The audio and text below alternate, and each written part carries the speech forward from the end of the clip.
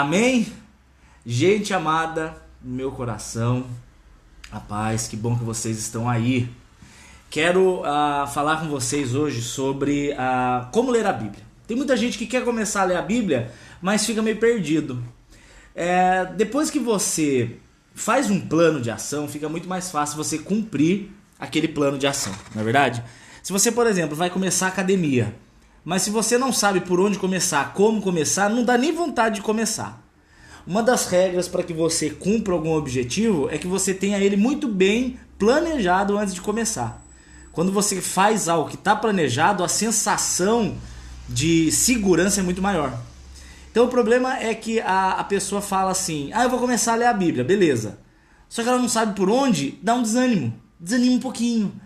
Aí ela fala, meu Deus, mas eu vou começar. Aí ela faz o quê? Começa em Gênesis. Aí ela começa em Gênesis, aí Gênesis vai bem. Êxodo vai bem. Quando chega em Levítico, meu filho, se passar de Levítico é herói. Porque para quem está começando, Levítico e Números é muito difícil. Ele é muito significativo. Então, há algumas coisas que eu quero ensinar hoje para você. Primeira coisa, tenha um plano, tá? Segunda coisa, não se prenda à quantidade. Preste atenção, eu vou tomar um golinho aqui da minha água com gás.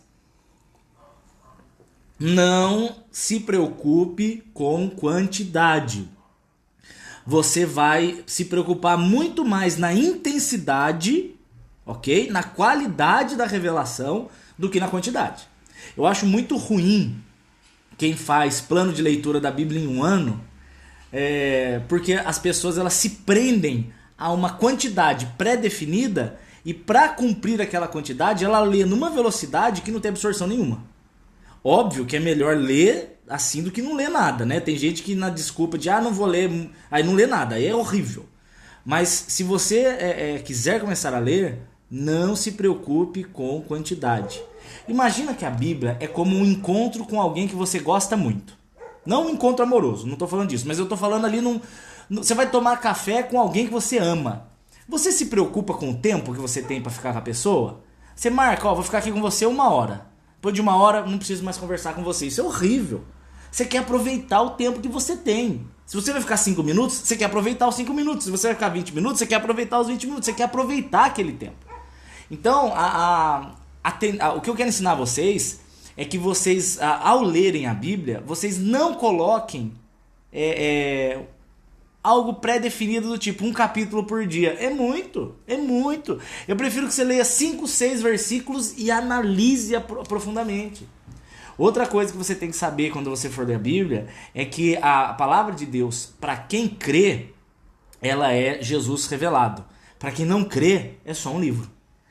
Por exemplo, eu estava assistindo uma live do Caio Fábio com o Fábio Porchat.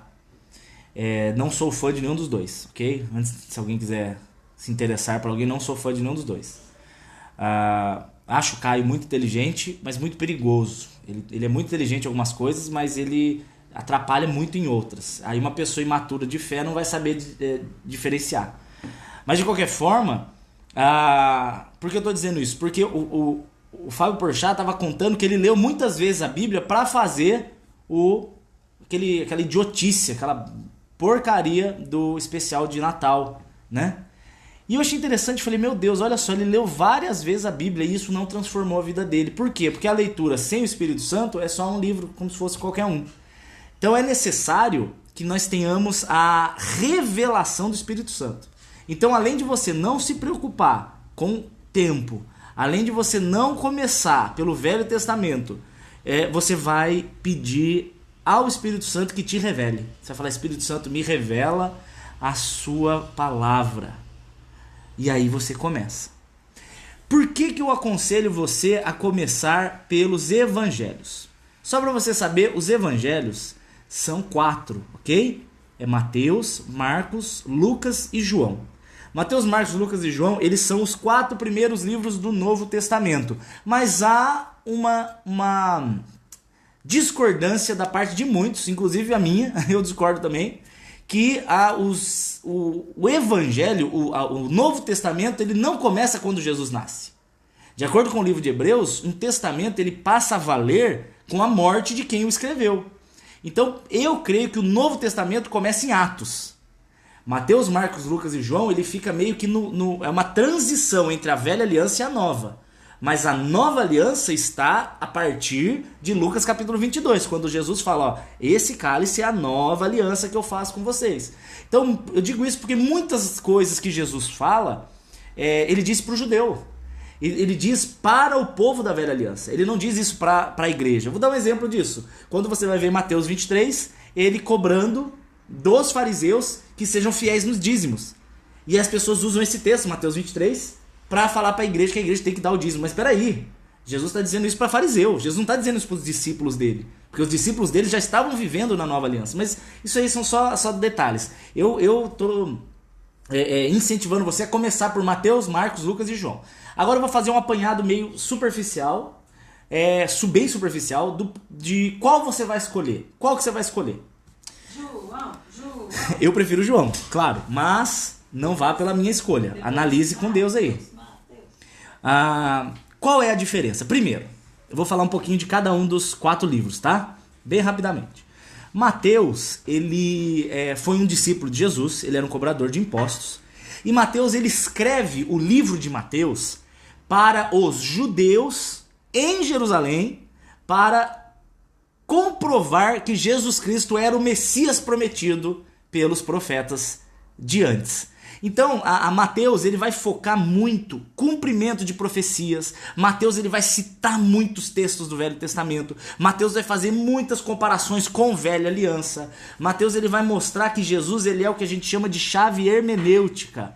Chave hermenêutica é uma chavinha que abre o entendimento do texto. Se você não... O Diego está perguntando sobre o dízimo. Diego, meu amado, eu fiz um vídeo sobre dízimo. Se você puder, por favor, depois você assiste. Daniel Saad, dízimo.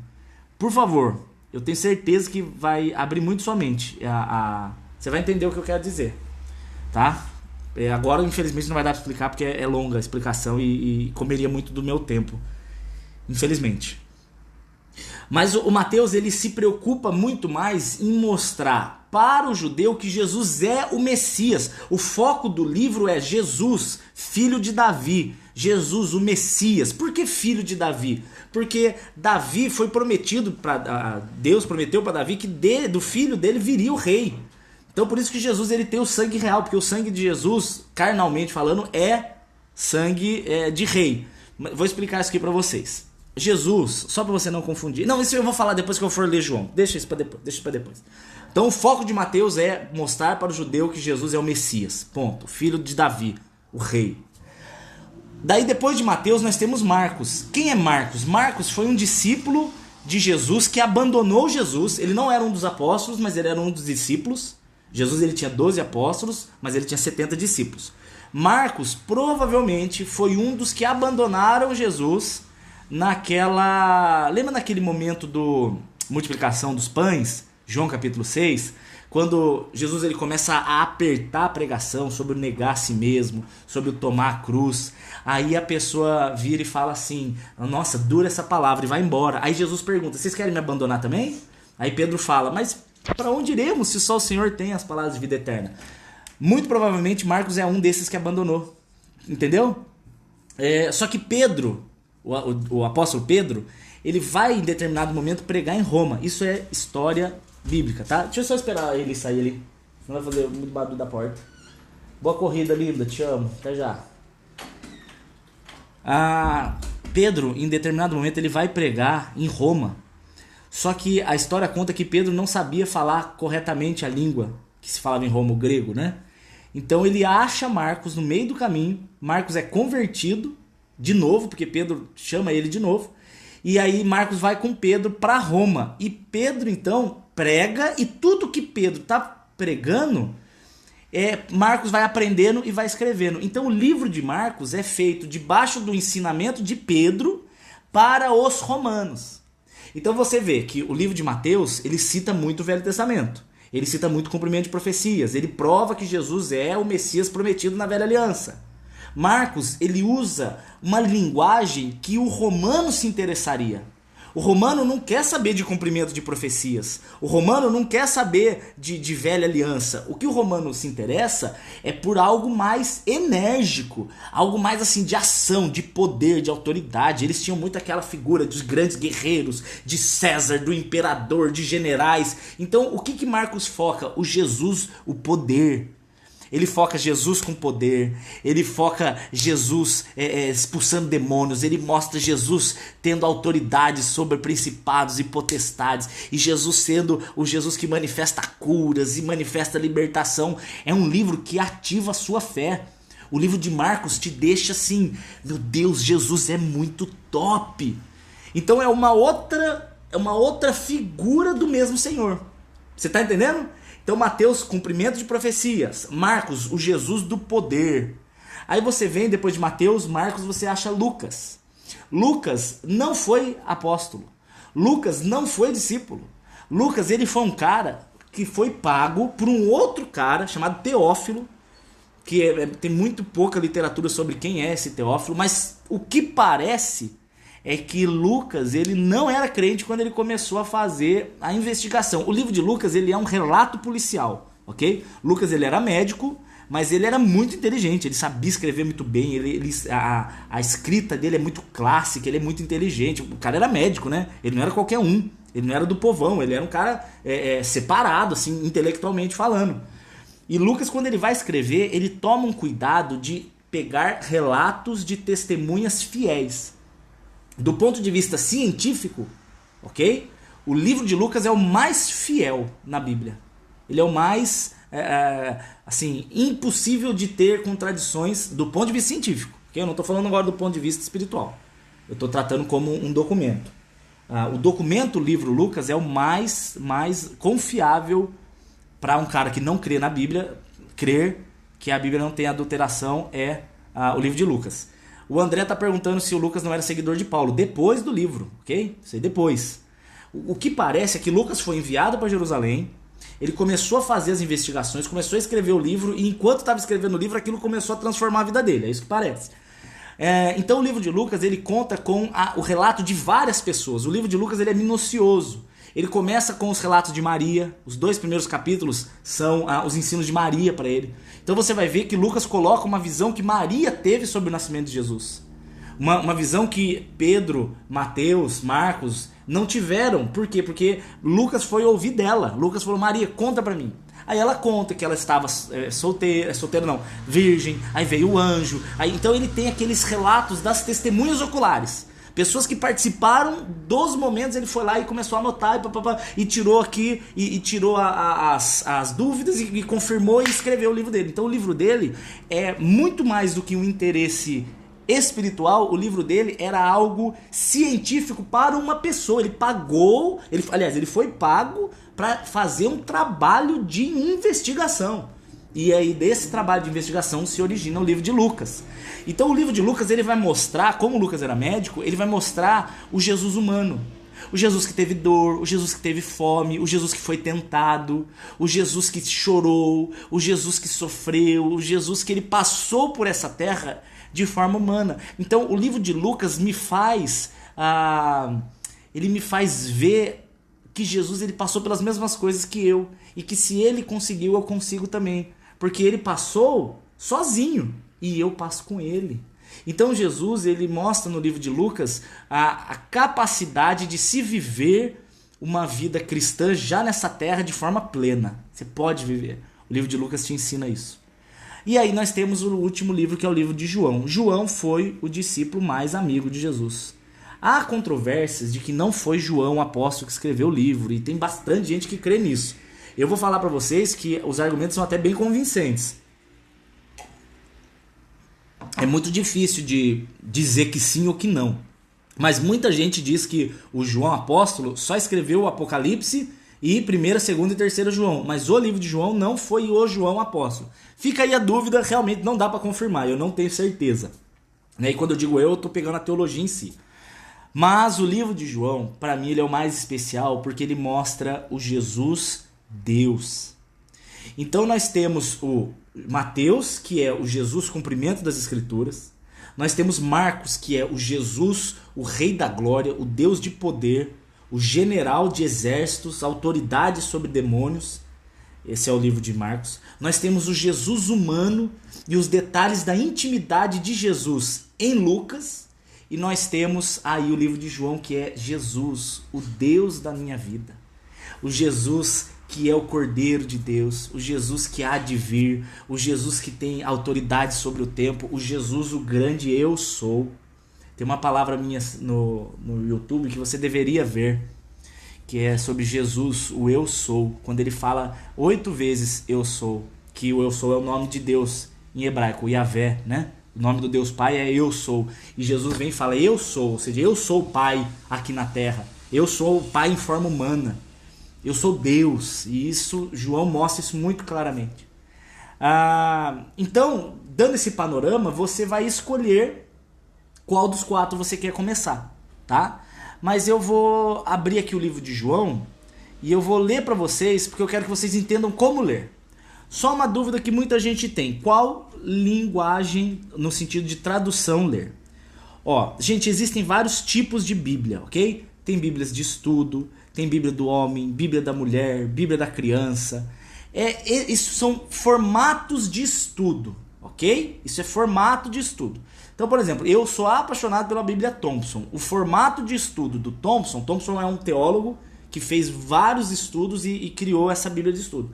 Eu gosto de usar porque ele não dá o comentário. Existe uma Bíblia que a Eli usa, que ela gosta muito, que é a Bíblia King James comentada. Ela gosta por quê? Porque no rodapé tem os comentários. Eu já não gosto porque muitas vezes eu vejo comentários que são tendenciosos.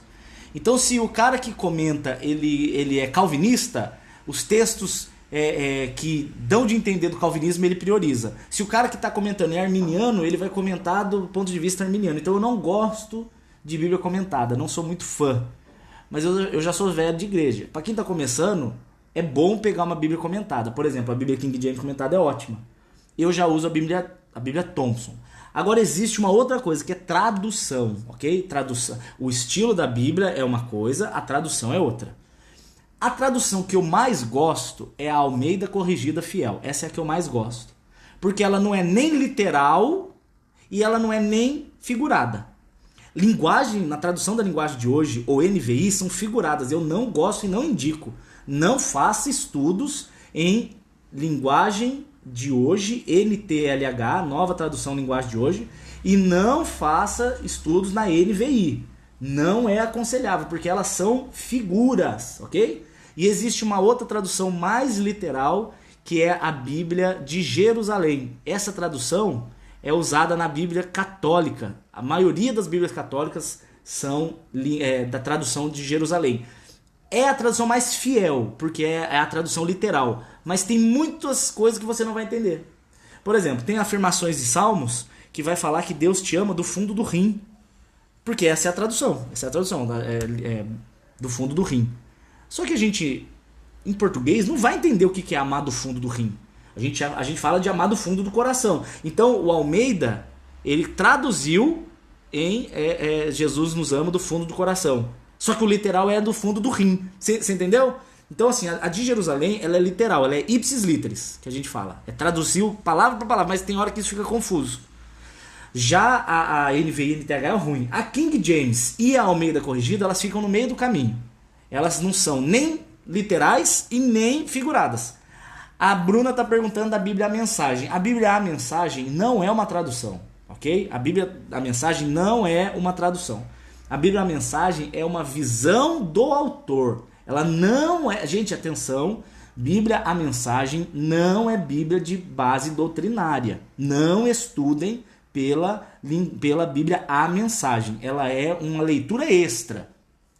A Bíblia A Mensagem é o quê? É como se eu pegasse, lesse o texto e eu escrevesse o que eu entendi do texto. Foi isso que o autor da Mensagem fez.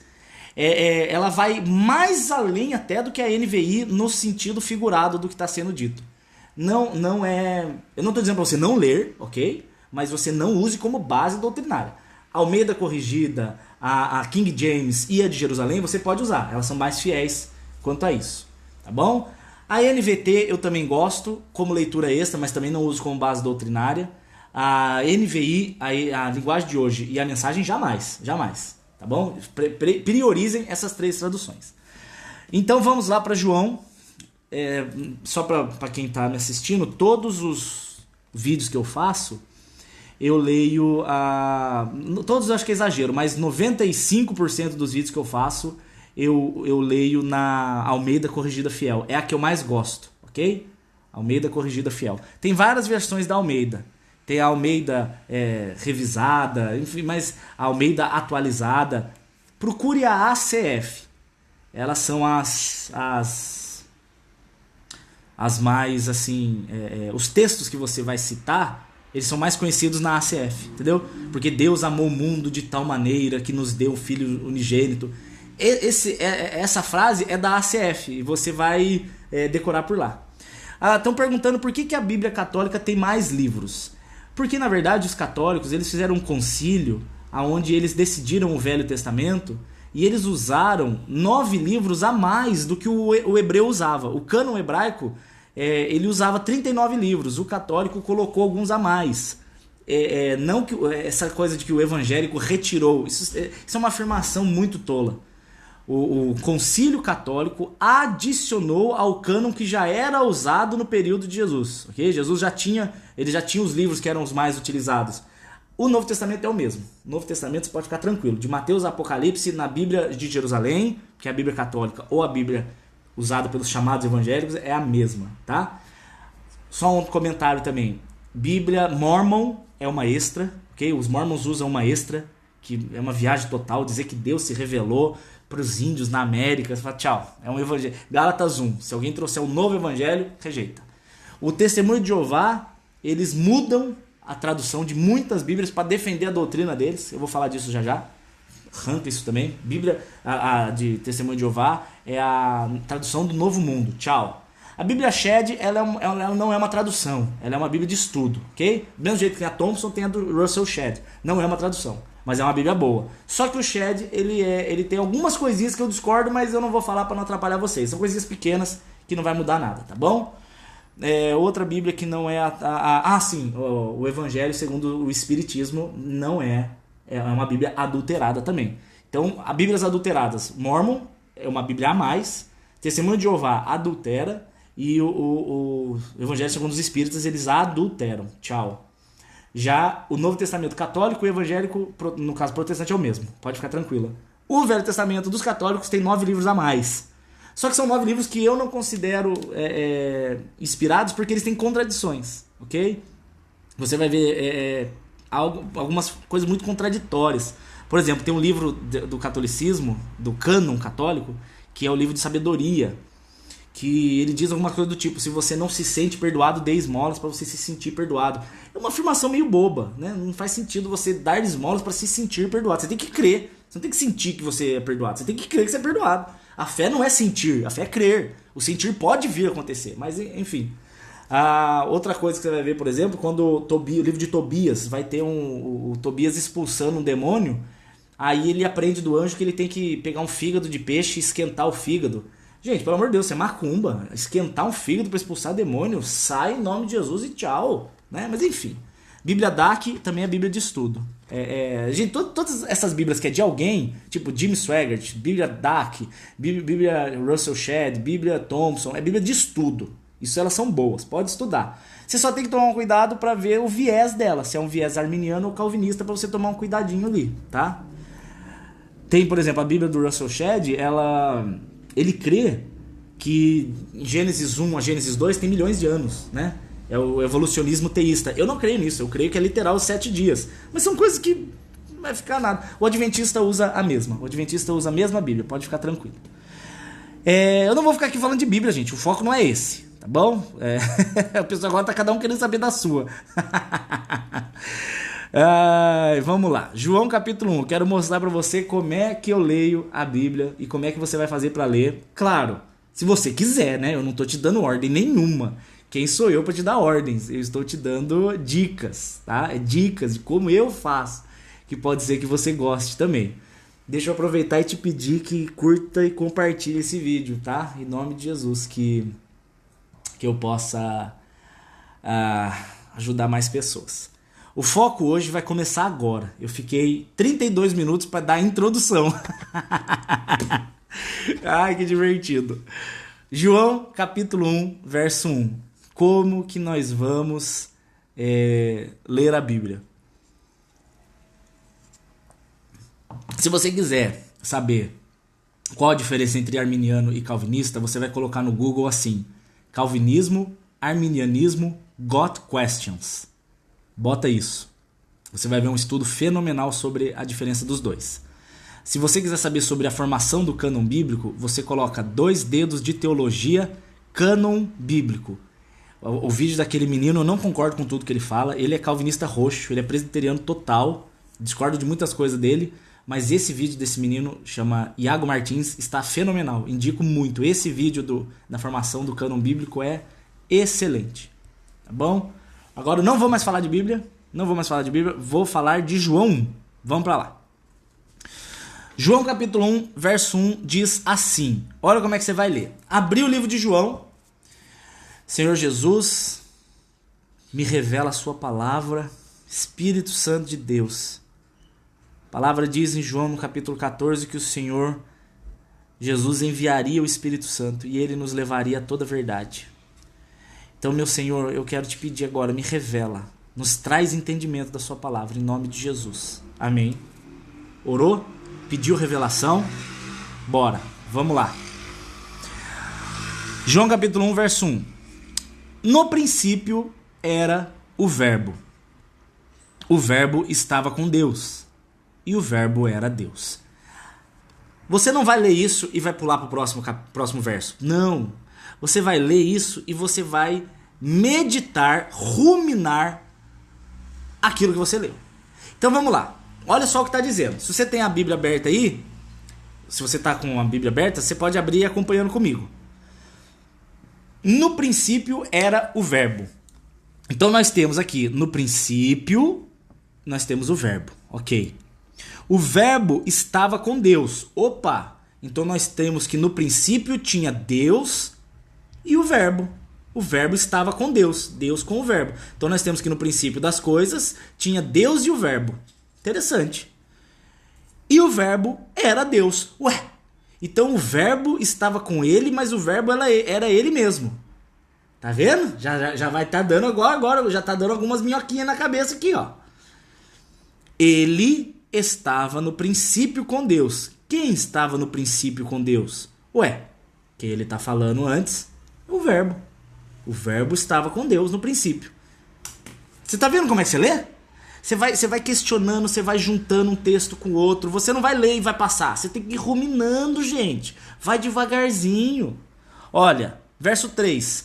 Todas as coisas foram feitas por ele. Ele quem? O Verbo. Quem está sendo citado aqui é o Verbo. O Verbo, todas as coisas foram feitas por ele. Aqui já mostra que um testemunho de Jeová está redondamente enganado. Porque ele diz que Jesus é uma criatura de Deus. Jesus não é criatura. Aqui já está mostrando todas as coisas foram feitas por ele. Ele quem? O Verbo. O Verbo criou todas as coisas. Jesus é o Criador. Olha que loucura. Jesus não é uma criatura. Jesus é Criador. Sem ele, nada do que foi feito se fez. Nele estava a vida. Em Jesus estava a vida. E a vida era a luz dos homens. A luz resplandece nas trevas. E as trevas não a compreenderam. Para mim, que já sou velho de igreja, eu consigo fazer os links. Eu sei que quem começar não vai conseguir. Mas você vai ver, por exemplo, ó, vou abrir aqui João 3, tá? João 3. Isso que eu estou fazendo aqui para você chama link. Tá? Link entre os textos. Link é fazer como se fosse uma ligação entre os textos. É link. Eu aprendi isso com a Bíblia Thompson. A Bíblia Thompson é cheia de links. Todos os textos do lado tem os outros que linkam com aquilo que está sendo dito. Por isso que eu gosto de estudar na Bíblia Thompson. Indico quem quiser. Só que ela é cara. Meu Deus, ela é mais de R$100. Mas, né, se levar em conta que vai te ajudar na vida eterna, é de graça, né? João capítulo 3 diz assim, olha no verso 19. A condenação é essa. A luz veio ao mundo. Tá vendo? Quem que é a luz que veio ao mundo? É Jesus. Só que olha no João 1 que está falando, nele estava a vida e a vida era a luz dos homens. Então ele está falando da luz ser Jesus e depois ele está falando ali que a luz veio para a terra. Mas os homens amaram mais as trevas do que a luz, porque as suas obras eram más. Então a condenação, de acordo com o texto de João 3,19, não é a condenação que Jesus mandou as pessoas para o inferno, não, mas é porque ele vem como luz, ele resplandece a luz, mas os homens preferem as trevas. Então é exatamente o que está falando aqui em João capítulo 1, onde ele fala aqui no verso 4 que Jesus, nele estava a vida era a luz dos homens, mas olha o verso 5, mas as trevas não a compreenderam. Quem é as trevas aqui? É o pecado que habita no homem. As trevas não a compreenderam, o pecador não compreendeu, o perdido não compreendeu que Jesus é a salvação. Verso 6. Vocês estão entendendo como é que se lê, né? Vocês estão vendo que é devagarzinho, juntando com os outros textos, montando todo o seu entendimento. Só por aqui você já entende que Jesus é Deus. Só por aqui você já entende que Ele é Criador. Só por aqui você entende que Ele é a luz do mundo. Só por aqui você já entende que é em Jesus que nós saímos das trevas. Só por aqui você vê que o sinal de salvação é compreender Jesus. Já que as trevas não o compreenderam, quem o compreendeu é porque enxergou a luz. Se você entende que Jesus Cristo é o Senhor, que Ele morreu na cruz, que Ele veio como homem, se você entende isso, você já está compreendendo. Não fica difícil. Você, depois que acabar esse vídeo, você vai assistir sozinho. Você vai ler sozinha ou sozinho e você vai absorver. Só uma coisa. Não se preocupe em absorver tudo. É impossível. Eu já te falei qual que você quer comprar aí, que perguntaram, qual Bíblia que quer comprar? Da Joyce Meyer? Eu não conheço a da Joyce Meyer. Eu conheço a Joyce Meyer, ela é uma mulher de Deus, mas eu não conheço a Bíblia dela, então eu não tenho como dizer se é uma Bíblia boa. As que eu indico sem medo, Bíblia Thompson e Bíblia King James comentada. Essas duas, pode ir tranquilo. As outras eu não vou saber dizer, sinto muito. Vou começar de novo, de propósito, por quê? Porque você vai ver como vai ficar mais claro. Cada vez que eu leio, Deus me mostra coisas novas. Cada vez que eu leio, eu entendo coisas que eu não entendi antes. Por quê? Porque de acordo com Hebreus capítulo 4, a Bíblia, ela é viva. A palavra de Deus, ela é viva e ela é eficaz. Isso significa que você não está lendo um livro. Quando você está lendo com o Espírito Santo, não é um livro. Você está lendo uma manifestação viva de Jesus, em forma de letras. Olha que louco. Quando você vai ler a Bíblia com o Espírito Santo, Deus vai te revelar o que é necessário para aquele momento que você está vivendo. Então tem muitas vezes que você vai ler, não vai entender, ou vai entender uma coisa, e depois você vai ler de novo e você vai entender outra coisa. Não que você vai entender coisas que se contradizem, mas Deus vai te falar em outra área, em outra situação, porque é aquilo que você estava precisando naquele momento. Então se eu for ler aqui que Jesus é Deus, isso vai falar pra mim, Jesus é Deus, beleza. Só que eu vou ler depois, em outro momento, eu vou entender que Jesus é Criador, aquilo eu vou absorver nesse momento. Depois em outro momento eu vou ler e vai falar que Jesus é a luz, que me livra da cegueira espiritual. Então a cada hora vai se revelar de uma forma que eu preciso para aquele momento. Por isso que você tem que ler a Bíblia como uma ovelha. Porque se você joga comida pro cachorro, ele engole, nem mastiga, ele engole. Aí depois você joga para uma ovelha a comidinha, ela mastiga, engole, depois ela vomita e engole de novo, ela vai ruminar. Essa é a diferença. A Bíblia, nós ruminamos a Bíblia, a gente não engole a Bíblia. É diferente. Então, vou ler de novo para você ver como agora já vai ficar mais fácil de entender. No princípio era o verbo. Então, no princípio das coisas, ou seja, antes da criação do mundo, tinha o verbo. O verbo estava com Deus, então parece que são duas coisas, o verbo e Deus. Mas o verbo era Deus. Então nós temos duas coisas que são a mesma. Isso aqui é uma figura da Trindade. A Bíblia já está mostrando para vocês que Jesus e Deus são o mesmo. Eles podem até se manifestar de formas diferentes, mas é o mesmo ser. Ele estava no princípio com Deus. Verso 2. Ele quem? O verbo. O verbo nós sabemos que é Jesus. O verbo é a palavra, é o logos, né? A palavra aqui é logos. Só que se eu não me engano, logos é em grego, verdade. E por que a palavra? Deus ele não cria o mundo pela palavra do seu poder. A gente sabe disso de Hebreus capítulo 1. É que eu já estou falando como quem já conhece os textos, né? Mas para te ajudar. Aos poucos você vai lendo, você vai fazendo esses links. Hebreus 1 diz que Deus sustenta tudo pela palavra do seu poder. Ou seja, ele sustenta tudo através de Jesus. É Jesus que sustenta todas as coisas. Por que Jesus sustenta todas as coisas? Porque o texto aqui está dizendo, verso 4, nele estava a Bíblia. Nele estava a vida. Tá, a Bíblia também, né? Mas nele estava a vida. E a vida era a luz dos homens. Então Jesus sustenta todas as coisas porque a vida existe, porque Jesus derramou a vida nesse mundo, para que esse mundo exista. Tá vendo que louco? Tudo isso aqui a gente está viajando em 4 versículos de João capítulo 1. É por isso que eu tô falando. Se você for ler de forma narrativa, corrida, você já teria terminado João 1. Você já teria lido do verso 1 até o verso 51. Só que você não teria aproveitado, não teria absorvido, não teria ruminado naquilo que a palavra quer te ensinar. O Instagram travou de novo, para variar.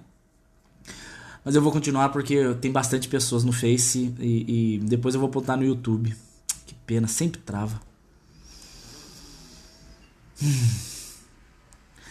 Gosto de filmes medievais. Comecei em Crônicas e Reis. É uma boa. Tem boas histórias de reis mesmo. Vamos continuar aqui. Aí ele entra no verso 6. Houve um homem enviado de Deus cujo nome era João. Não é João o que escreveu o livro, tá? Aqui é o João Batista. Ele veio para... Pera aí, gente. Deixa eu tentar arrumar ali o Instagram. Pera só um pouquinho. Ai, cara, esse sistema do Instagram me atrapalha a vida. Não tem problema. Vamos voltar aqui. Desconectar a internet. Aguenta aí. Ligar de novo a internet. Colocar aqui no Wi-Fi da sala. Acho que agora volta. Vídeo pausado, reconectando. Será que voltou? Oi, Lucilene. A paz, minha amiga. Saudade de vocês também. Só um pouquinho, pessoal do Face. Só pra ver se voltou aqui no Instagram. Voltou, gente? Parece que sim. Então vamos lá. Houve um homem enviado de Deus, cujo nome era João. Este veio para testemunho, para que testificasse da luz, para que todos crescem por ele. Verso 8. Ele não era luz, mas ele veio testificar da luz. Alan Carvalho disse, por que eu não paro de usar o Instagram? Porque infelizmente tem pessoas que não têm Facebook. Infelizmente. Para mim seria excelente que todo mundo tivesse Facebook, mas infelizmente nem todos têm. Então enfim, vamos lá. Verso 8. Ele não era luz, mas veio testificar da luz. Verso 9. Ali estava a luz verdadeira, que iluminava todo homem que vem ao mundo. 10. Estava no mundo, o mundo foi feito por ele, mas o mundo não o conheceu. Ele está falando de Jesus aqui. Então ele está falando de João Batista, porque João Batista veio para preparar o caminho da luz. Isso a gente vai ver em Isaías capítulo 40, quando Isaías profetiza, dizendo que um dia viria a voz que clama no deserto. A voz que clama no deserto, ela prepararia a... Eu não sei porque que você está vendo a minha testa. Sai e volta, mas Tem gente que reclama que dá um zoom mesmo, mas para mim tá normal aqui. Renan Santana tá perguntando se a salvação se perde. Renan, eu estou falando sobre leitura da Bíblia. Você faz uma pergunta totalmente fora do contexto, vai atrapalhar todo mundo. Mas por sorte, e eu não quero deixar você sem resposta, no YouTube tem lá, Daniel Saad, perda de salvação. Você vai, espero, né, que você vai aprender e gostar muito, em nome de Jesus. Espero mesmo, de verdade.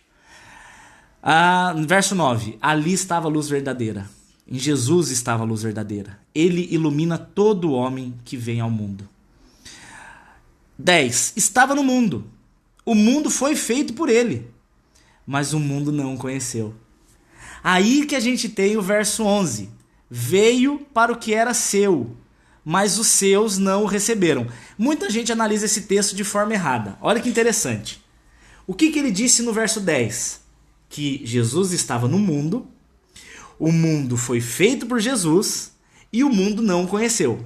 Ponto. Aí ele vem no verso 11 dizendo assim, ele veio para o que era seu. Quem era o seu? O mundo. Ele veio para o mundo. Mas aí ele diz, e os seus não o receberam. Quem são os seus? Os judeus.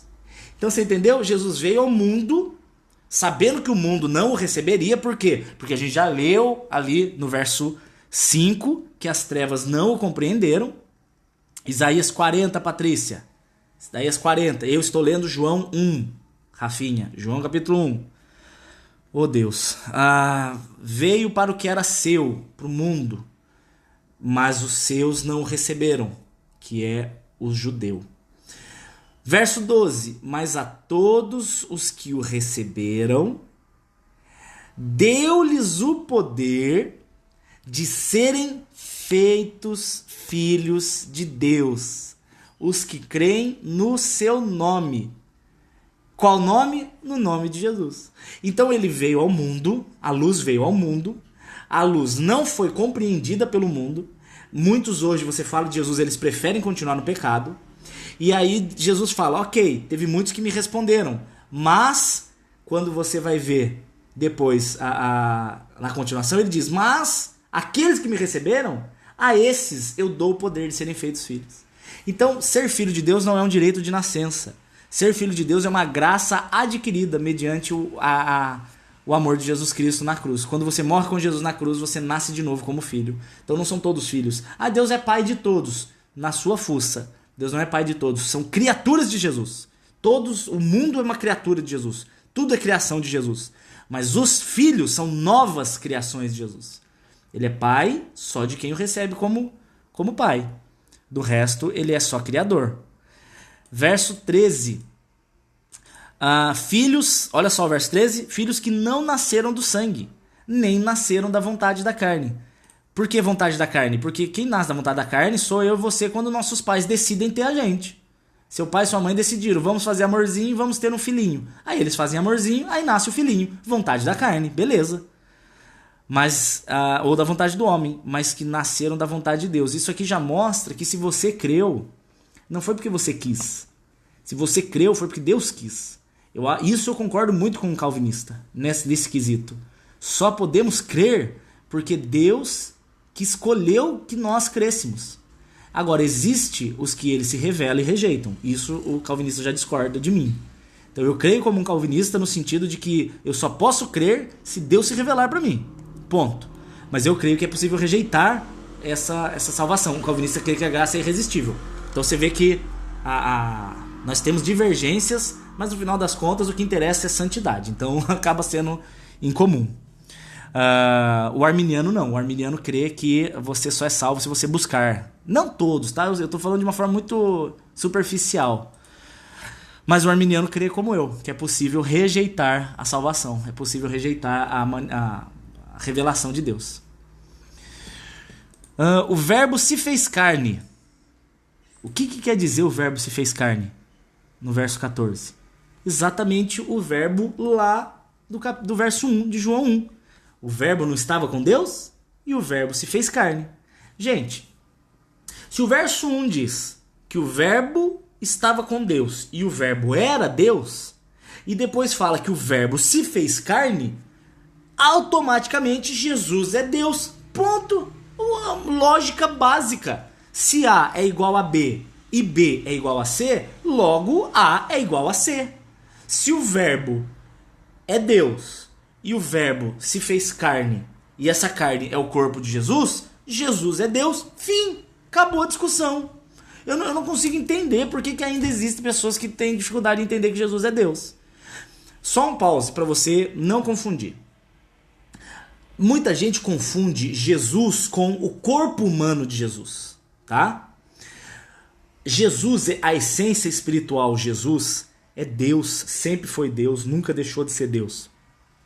Mas quando ele vem para a terra, a Bíblia diz em Filipenses no capítulo 2 que ele aniquilou-se a si mesmo, a partir do verso 5.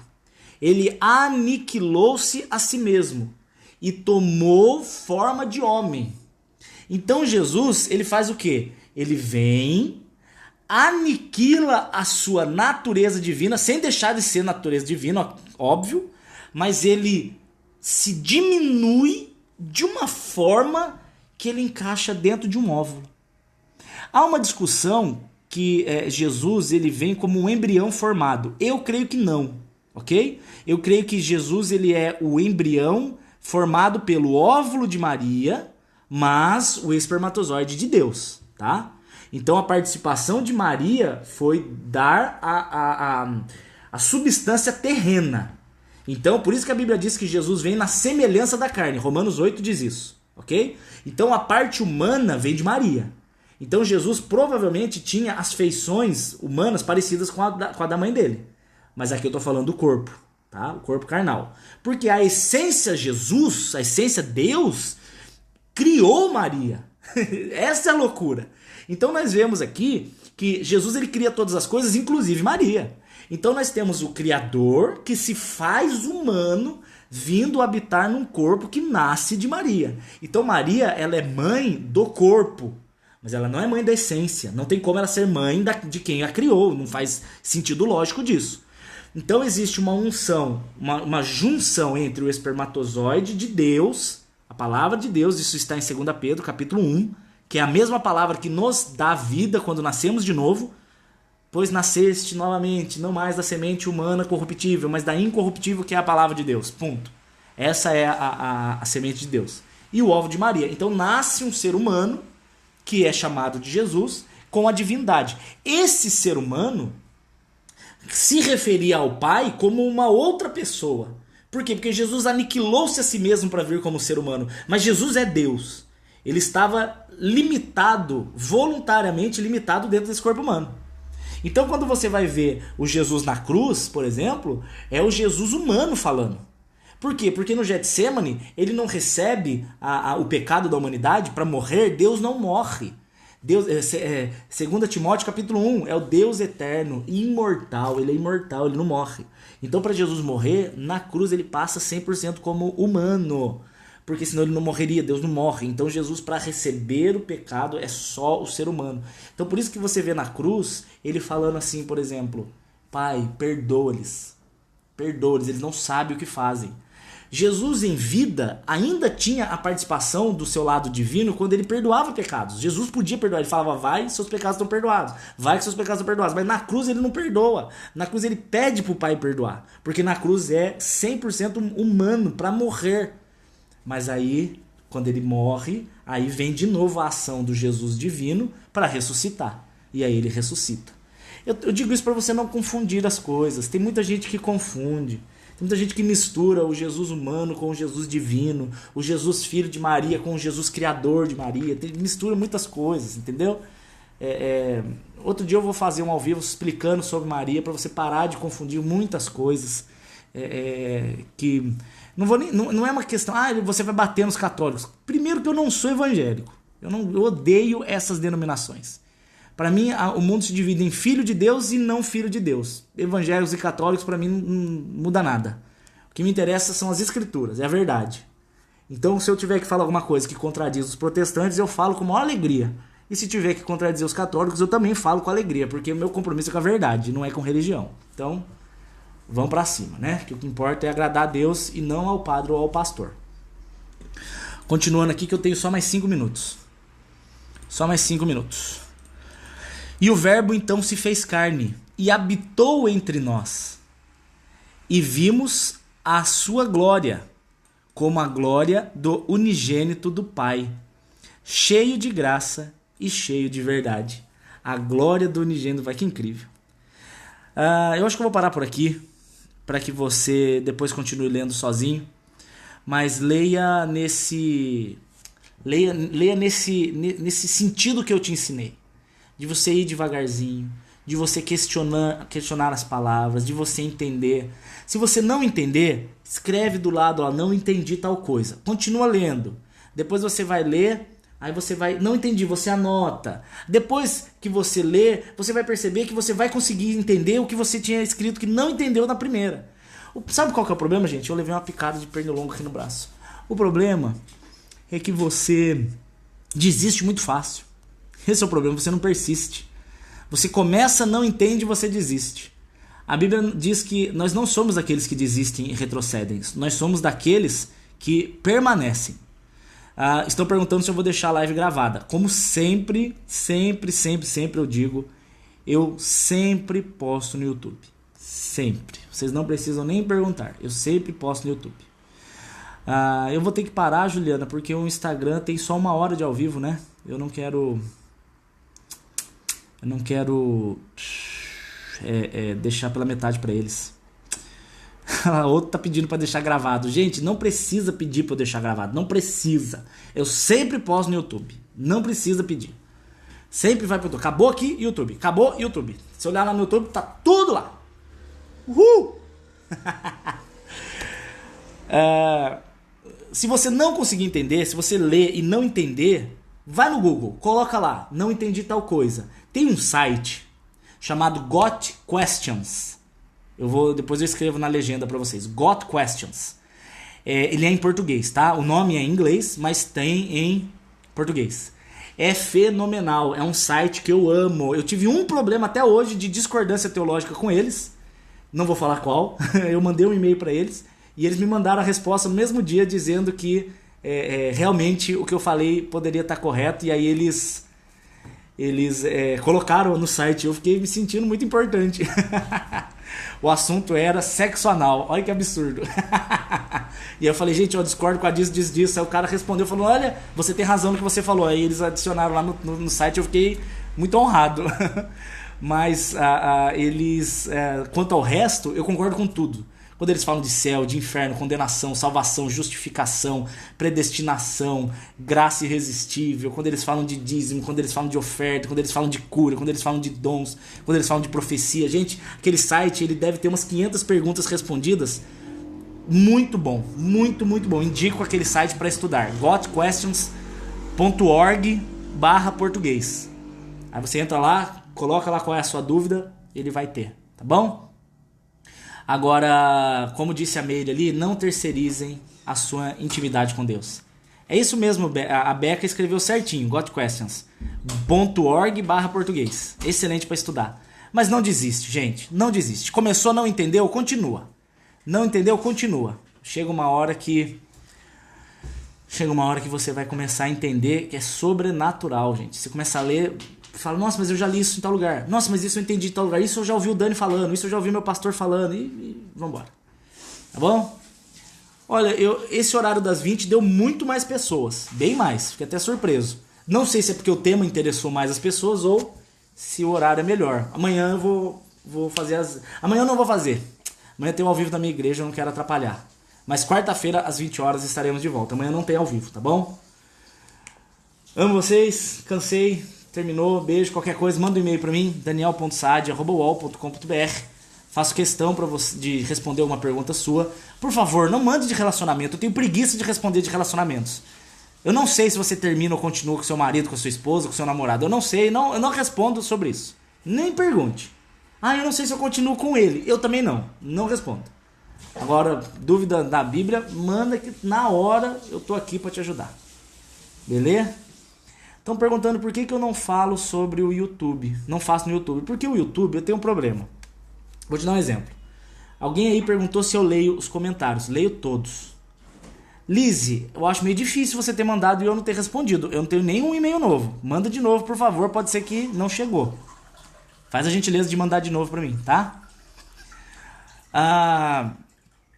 O YouTube, ele me dá um problema. Porque depois que eu termino o ao vivo e eu posto, ele some todos os comentários e as curtidas. É como se eu tivesse acabado de postar. Se alguém souber me explicar o porquê que eu tô errado, me ajudem, porque, assim, por exemplo, eu vou dar um exemplo aqui no Facebook. Tá com 313 pessoas e os comentários. Depois que eu posto, eu chego, eu leio. Se tem alguma pergunta, eu respondo. Eu gosto de acompanhar. Se eu fizer no YouTube, depois que eu termino o vídeo e posto, some. Fica como se eu tivesse acabado de postar um arquivo. Fica 0 curtidas e 0 comentários. Some tudo. Se alguém me explicar como fazer pra postar com as curtidas e os comentários que tiveram durante o ao vivo, eu deixo de fazer pelo Instagram e eu faço pelo YouTube. Tá bom? Amo vocês. Beijos. Deus abençoe e guarde. Amém. Encerrar aqui. Elinéia, cadê você?